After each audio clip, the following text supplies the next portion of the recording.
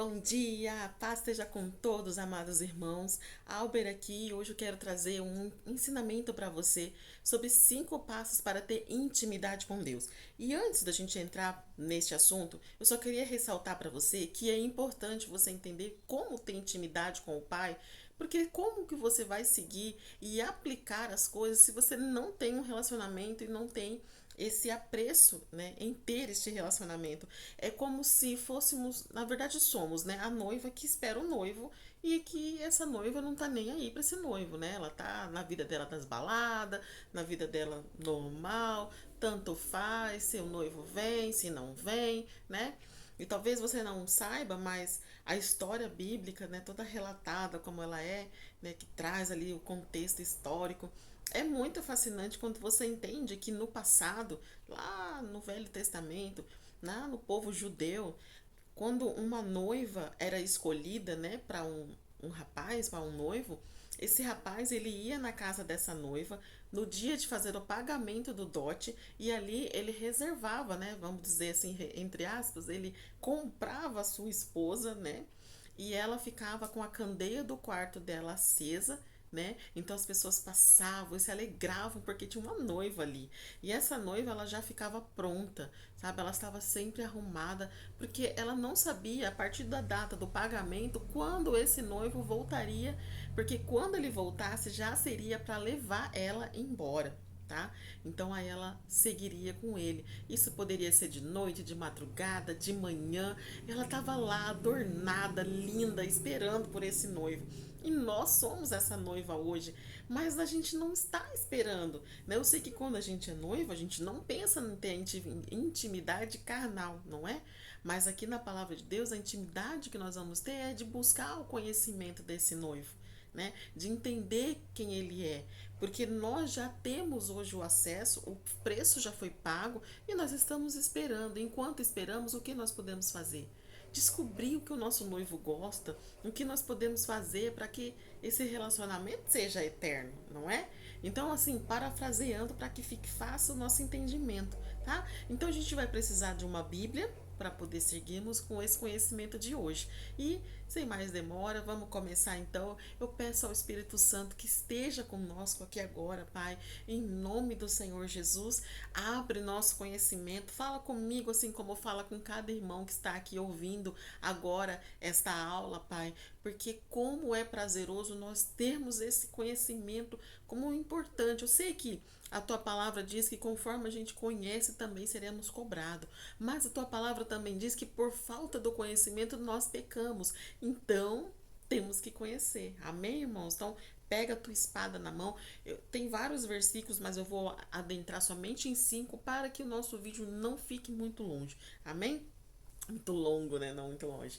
Então vamos lá. São 5 passos então que nós temos que cumprir para que a gente tenha essa intimidade com Deus, né? Que a gente possa sentir essa presença e entender mais sobre Deus.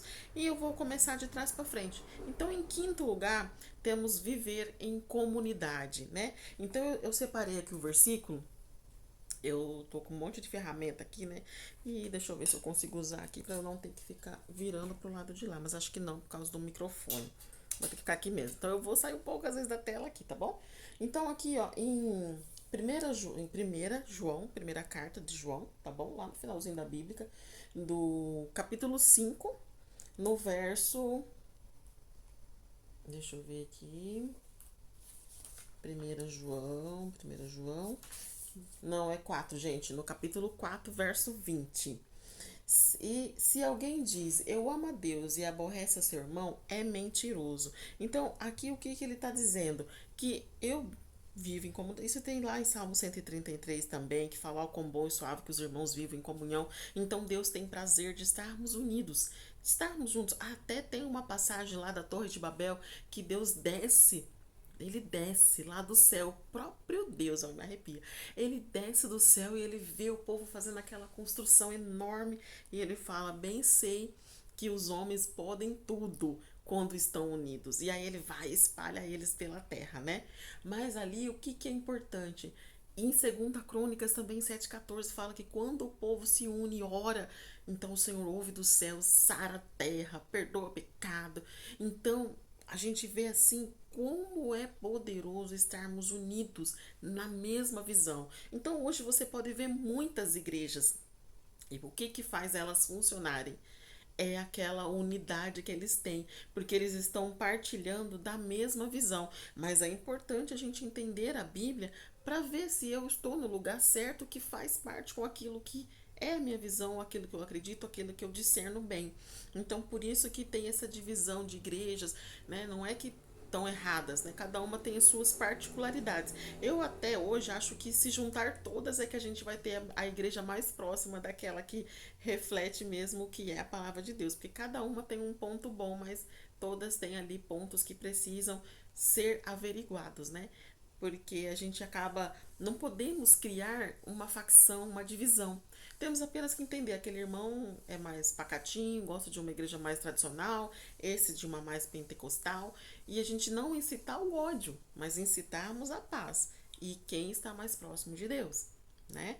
Então, esse é um versículo aqui para você guardar. Lembra-se disso, é importante estarmos unidos, viver em comunhão, até porque nós não somos uma ilha, né? Então a gente não vive sozinho. De vez em quando estamos precisando uns dos outros, seja para uma oração, para a gente conversar. Então é importante estarmos aí juntos, tá bom?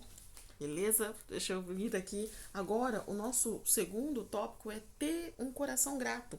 E aí a gente tem Salmo 117, Salmo 107, né? E eu vou ler aqui com a gente, com vocês. Eu vou ler aqui o Salmo 107, tá? Vamos ler então no Salmo 107, no verso 1. Louvai o Senhor porque Ele é bom e porque a sua misericórdia é para sempre, né? Então aqui é um versículo, né? Vamos dizer assim, um salmo, ele é como se fosse uma poesia, né? Então a gente está aqui agradecendo a Deus porque a misericórdia dele é para sempre. Então, se estamos aqui hoje é pela misericórdia de Deus, a gente precisa entender isso, tá? Eu me demorei muito no outro tópico, então nesse eu já vou ser mais coesa, tá? Mas é isso, tenha bondade, guarda a palavra do Senhor, amém? Depois, ser obediente. Aqui nós temos 1 Samuel 15, 22, que é uma passagem. Aqui, ó. Essa passagem de 1 Samuel 15, 22 tá falando assim, ó.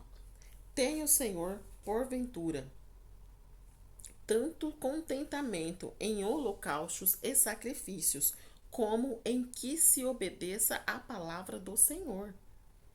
Certamente o obedecer é melhor do que o sacrificar, e atender melhor que a gordura dos carneiros.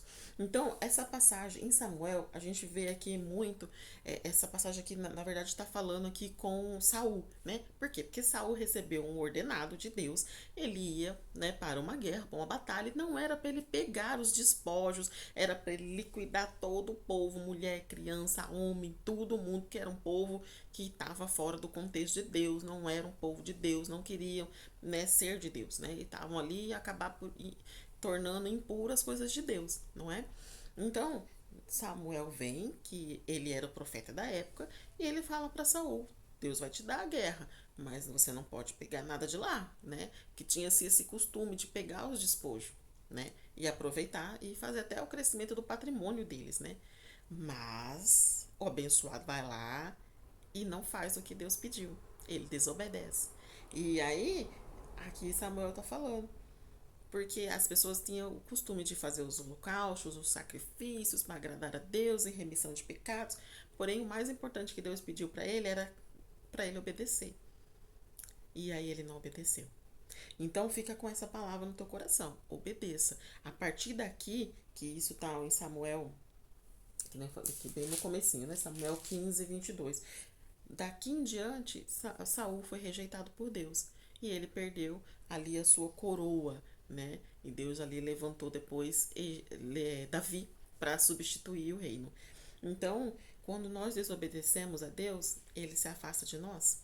Isso é muito importante. Então, no terceiro tópico, eu coloquei esse daí, ser obediente. Em quarto lugar, aliás, em segundo, né, que eu tô de trás para frente, orar e jejuar, tá? Quando a gente ora, nossa carne, nossa oração é a nossa conexão com o Pai. Nós falando com Ele, estamos falando com Ele. Abrimos a Bíblia, Ele fala com nós. né? Só que quando eu jejuo, a minha carne, ela se quebranta, né? E assim, um jejum considerável, né, irmãos? Não, nada assim de pouquinha coisa, ou que nem eu com meu esposo, a gente fez 50 dias de jejum tirando trigo. E hoje praticamente tudo trigo e açúcar. Então praticamente tudo tem trigo e tem açúcar. E nós fizemos isso. Nós até emagrecemos 4 quilos cada um. E foi assim, olha, um tempo assim de. Porque a gente viu que como a gente não ia tirar a comida por inteiro para fazer aqueles períodos menores, né, de 24, então nós preferimos fazer 50 dias né, nos abastecendo desse tipo de alimento. E foi assim, e falar para você que foi até bom, a gente tá pensando em adaptar para nossa vida isso, porque até as dores no corpo sumiu, gente. Vocês não têm noção como o trigo inflama o corpo, o açúcar inflama o corpo, deixa a gente com déficit mental. Então tem muita coisa que não é bom mesmo ter o trigo e o açúcar. E ali a gente percebeu que, né, a gente foi ficando mais em sintonia com Deus. E ficamos também no monte, né, orando, né? Nossa busca nos 50 dias foi bem intensa mesmo, né, para que Deus falasse conosco ali, né? E isso é importante, buscarmos as ferramentas que Deus deixou na palavra de Deus, não é campanhas, né? Não é trazer amuletos, não é isso que traz você para perto de Deus. O que traz você para perto de Deus é você quebrantar a sua carne, porque em verdade o espírito está pronto, né? Mas a carne que é fraca. Então, quando você faz o jejum, você está mortificando sua carne, ela está ficando fraca no reino carnal, mas no espiritual ela está ganhando força de sentir a sensibilidade de Deus, a voz do Espírito Santo. Então, isso é importante para nós adaptarmos a nossa vida, e isso tá lá em Atos 9, do 9 ao 12. Você pode ler lá depois se você quiser. É um versículo que fala onde Paulo ali teve um encontro com Deus e ele, né, viu uma luz, ele caiu prostrado, Deus falou com ele e ele ficou cego. E ele ficou 3 dias em jejum. 3 dias ele se abasteceu de comer, porque ele estava cego, mas ele podia comer, mas ele não comeu. Porque ele esperava de uma resposta do Senhor. E aí no terceiro dia, Ananias, que era um servo de Deus, foi lá e entregou uma palavra, orou por ele e ele foi restaurado da visão. Então, por isso que é importante nós lermos, meditarmos na palavra de Deus e entender, gente, buscar essa intimidade, tá? E para fechamento, conhecer a palavra. Está em Salmo 119, 11. Você pode também ler lá, tá bom? Salmo 119, 11 fala: a tua palavra eu escondi no meu coração para eu não pecar contra ti. Então a palavra de Deus, ela se completa, irmãos. Às vezes a gente fala assim: ah, mas estamos na era da graça, o Velho Testamento não faz mais sentido. Mas você começa a ler lá e você vê os ensinamentos riquíssimos que estão ali, e nós não podemos abolir. Porque o véu foi rasgado, isso me dá acesso ao Pai. Eu não preciso mais de um sacerdote, de um pastor, de alguém para interceder por mim. Eu posso chegar diante de Deus e falar com Ele. Mas eu preciso ter conhecimento da Bíblia. E às vezes nós queremos terceirizar isso. Nós passamos para outra pessoa para que ela faça a nossa vez, não é? E aí a gente fica dependente da oração de alguém. Então, isso é algo que a gente precisa avaliar, tá bom? Então, que a graça do nosso Senhor, Salvador Jesus Cristo, o grande amor de Deus Pai, a comunhão consoladora do Espírito Santo esteja com todos nós hoje e para sempre. Amém.